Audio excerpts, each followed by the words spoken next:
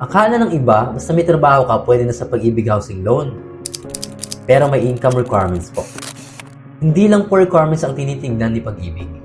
Importante din kung kaya ng income mo ang monthly amortization ng property.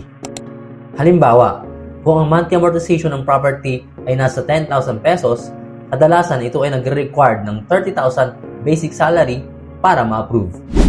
Kasi sinusunod ni Pag-ibig ang rule na dapat meron pang sapat na income ang borrower para sa daily expenses.